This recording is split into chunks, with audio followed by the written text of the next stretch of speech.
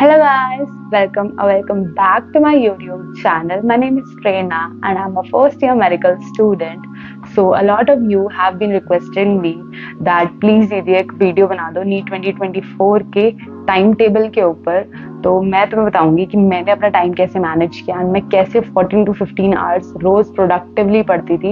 And इस time के अंदर कुछ भी इंक्लूडेड नहीं है कि मैंने खाना खाया, ये करा, बीच में मैं 1 सेकंड के टेबल से उठी भी हूँ, वो टाइम भी इसमें इंक्लूड नहीं होता। एंड तब भी मैंने 14 to 15 आवर्स अ डे कैसे कंप्लीट करे हैं, तो ये इसमें इस वीडियो में बताऊंगी। So do watch the video till and and if you haven't subscribe my channel तो कर लेना। सो ये टाइम टेबल मोस्टली ड्रॉपर्स के लिए है। ये वो टाइम टेबल है जो मैंने अपने ड्रॉप ईयर में फॉलो किया था एंड जब मैं ऑनलाइन चीजें पढ़ती थी तब उन बच्चों के लिए मोस्टली है, क्योंकि तो जो मोस्ट ऑफ द ऑडियंस है वो हमारी यही है कि जो बच्चे घर पर बैठ के प्रिपेयर कर रहे हैं एंड उनके पास अभी वो ड्रॉप लेकर बैठे हैं। क्योंकि मोस्ट ऑफ द बच्चे जो इन 20 to 21 लाख स्टूडेंट्स जो नीट देते हैं उसमें मोस्ट ऑफ द बच्चे ड्रॉपर्स हैं एंड जो घर पे बैठ के प्रिपेयर करेंगे नीट के लिए। तो मैं मोस्ट जो लाइकली टाइम टेबल है वो बताऊंगी उनके लिए।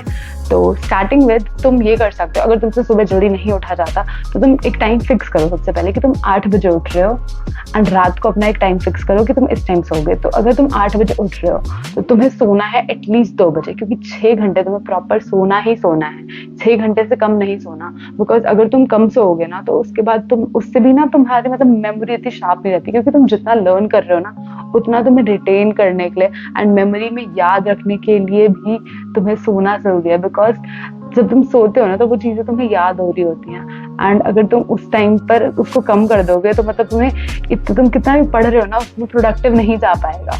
सो 8 बजे उठे एंड ब्रश वगैरह करा, फ्रेश हुए एंड 10-15 मिनट बाद फिर तुम पढ़ने बैठ जाओ।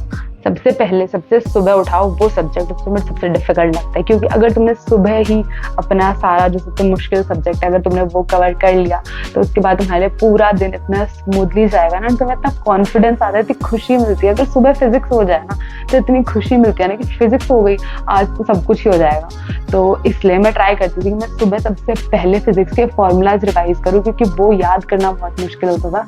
तो 8 से 9 1 घंटे पहले फॉर्मूलाज रिवाइज कर लिए एंड उसके बाद 2-3 घंटे फिजिक्स पढ़ी। जो पहला स्लॉट है तुम्हारा, जब तक तुम खाना नहीं खा लेते सुबह का ब्रेकफास्ट, उससे पहले तुम्हें 2-3 घंटे पढ़ना है एंड उसमें ट्राई करो वो सब्जेक्ट पढ़ना, या तो फिजिक्स पढ़ो या तो बायो भी पढ़ सकते हो, बिकॉज लर्निंग के लिए सुबह बायो अच्छी रहती है। तो उसके बाद खाना खाया एंड तब एक तुम्हें छोटा सा ब्रेक मिल गया, खाना वाना खाया, 10-15 मिनट ऐसे थोड़ा आराम किया एंड उसके बाद तुम बैठो दोबारा पढ़ने। तो लाइकली तुम ले लो, अगर तुम 8 बजे उठ के 11 बजे तक तुम खाना खा रहे हो तो 11 से 12-1 तक तुमने दोबारा पढ़ाई कर ली एंड उसके बाद तुम्हें मेन क्या करना है कि तुम्हें जो 2 बजे का टाइम है जब तुम्हारा पेपर होता है 2 to 5 मेन, उस टाइम के अंदर तुम्हें अपने आप को ट्रेन करना है कि तुम उस टाइम पे क्वेश्चंस ही करोगे। बिकॉज उस टाइम पे क्वेश्चंस करना बहुत इंपॉर्टेंट है, क्योंकि तुम अपने आप को शेड्यूल में डालोगे, तुम्हें इसी टाइम पे पेपर देना होगा एंड बिल्कुल एग्जाम की कंडीशंस में बैठ कर क्वेश्चन सॉल्व करो 2 to 5। ये लोग कहते हैं कि एंड में मॉक क्ले करना चाहिए, बट मैं तो बिलीव करती हूँ तो तुम्हें स्टार्टिंग से करना चाहिए।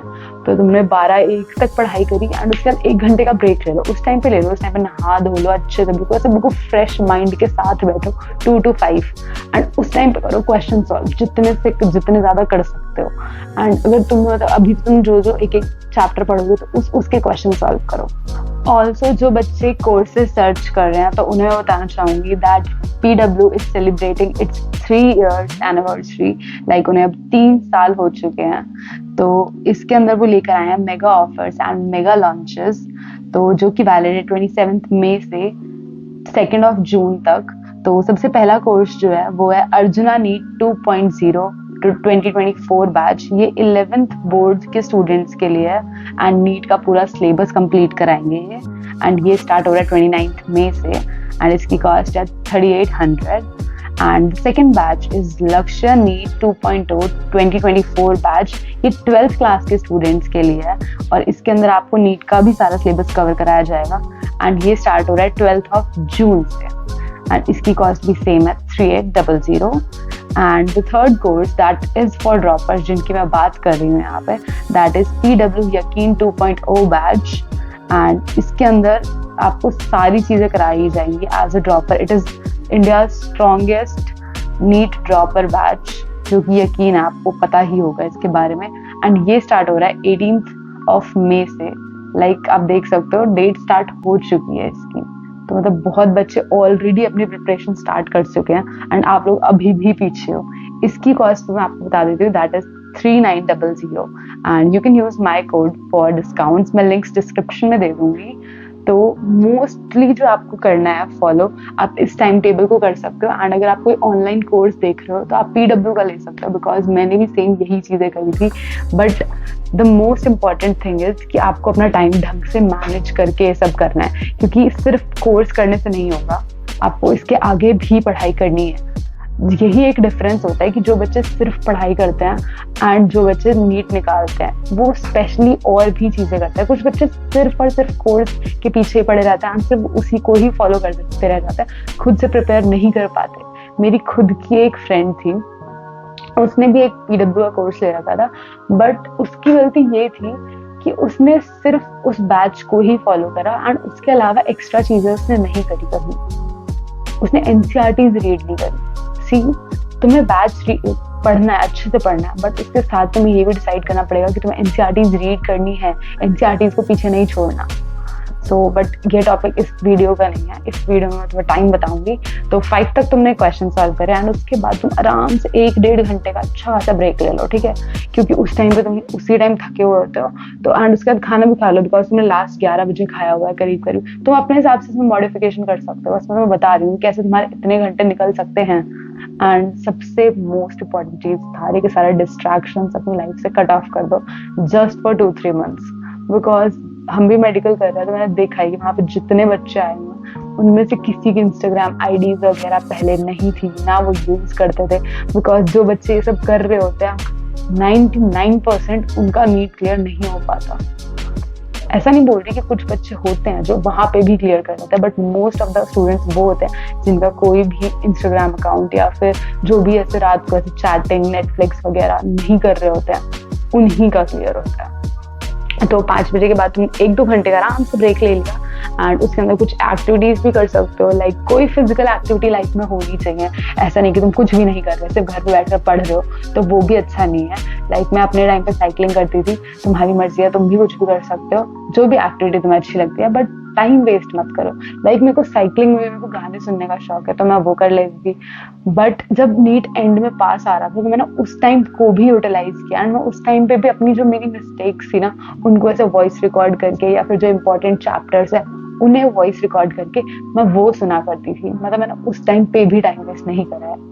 तो आप भी ये सब कर सकते हो। साइकिलिंग बेस्ट ऑप्शन, लाइक पूरी बॉडी के लिए एक्सरसाइज जाती है एंड जस्ट 10 मिनट लगते हैं अगर तुम्हें ढंग से करनी है तो ये कर लिया एंड फिर वापस बैठे पढ़ने 6-7 बजे से एंड 9 बजे तक पढ़ाई की एंड फिर डिनर किया एंड उसके बाद एक लास्ट स्ट्रोक 2 बजे तक पढ़ा।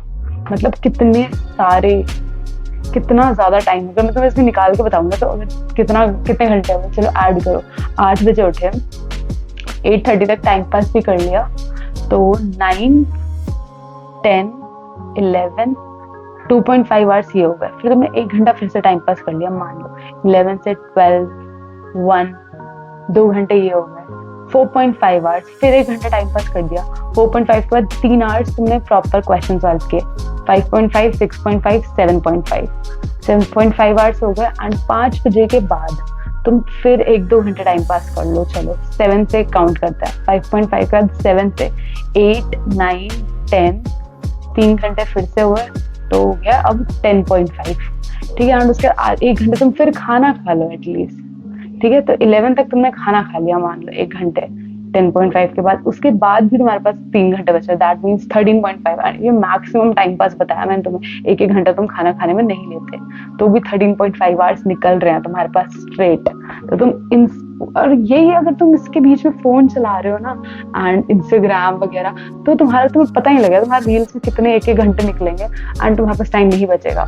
अभी तुम्हें लगेगा अगर तुम स्टार्ट करोगे, तुम जो बच्चे अभी स्टार्ट कर रहे हैं अपने प्रिपरेशन, उन्हें भी मैं बता रही कि उन्हें अभी लगेगा कि टाइम बहुत कम है, बहुत सिलेबस है, बहुत एंजाइटी होती है। बट तुम जस्ट 1 महीने ऐसे रूटीन को फॉलो करके देखो एंड तुम्हें खुद दिखेंगे कि तुम्हारी 50% ऑफ द थिंग्स तुम्हारी कंप्लीट हो चुकी होंगी। बिकॉज जब तक तुम अपना पूरा टाइम और एफर्ट नहीं देते, तुम्हारी चीज़ें ऑब्वियसली इनकम्प्लीट रहेंगी, नीट का बहुत वास्ट सिलेबस है, बट एट द एंड अगर तुम 1-1.5 महीने भी अच्छे से मेहनत करो, तुम्हारी 50% ऑफ द चीज़ें कंप्लीट होंगी एंड तुम्हें आगे करने का भी मोटिवेशन मिलेगा. So thank you for watching this video. I hope this video helps you all. This is the perfect timetable that I could suggest. जो मैंने भी कितनी सारी वीडियोस देखी अपने टाइम पे कि क्या क्या कर सकते हैं, तो ये बेस्ट टाइम टेबल है. एंड जो स्टूडेंट्स 12th में हैं उनको कैसे टाइम मैनेज करना है, इसलिए एक और वीडियो मैं बना दूंगी. So stay tuned to the channel. Bye bye.